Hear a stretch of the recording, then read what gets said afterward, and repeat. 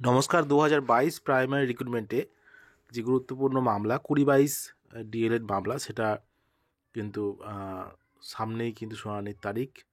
দেখতে পাচ্ছি সোমেন পাল ভার্সেস সাবরীন নায়েক। তো 2022 রিক্রুটমেন্টে 2022 ডিএলএড ব্যাচ যে কেসটা চলছে, দেখতে পাচ্ছি রায় নম্বর 21/7/2023। 2023 সাল থেকে কিন্তু এই কেসটা চলছে।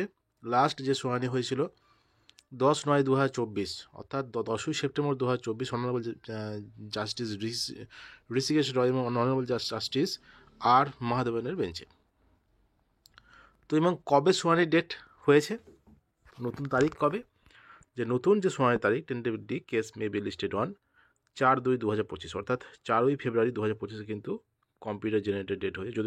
যদিও এটা এখনও listed computer generated listed date 4 February 2025। এখনও কিন্তু আসেনি, অর্থাৎ এখনও কিন্তু সিরিয়াল নাম্বার কিন্তু কোনো দেয়নি। কেসটা এখনও পর্যন্ত যে ডেট দেখা যায় সেটা হলো 4 ফেব্রুয়ারি 2025। তো দেখা যাক কি হয় পরবর্তী শুনানিতে। 2022 যে ডিএলএড ব্যাচ, সেই ব্যাচ 2022-এর রিক্রুটমেন্ট প্রসেসে অংশ নিতে পারে কি না, সেটা কিন্তু পরবর্তী শুনানিতে কি হয় কি হবে সেটা কিন্তু সময় বলবে। তবে এখনও সময় কিন্তু লাগবে।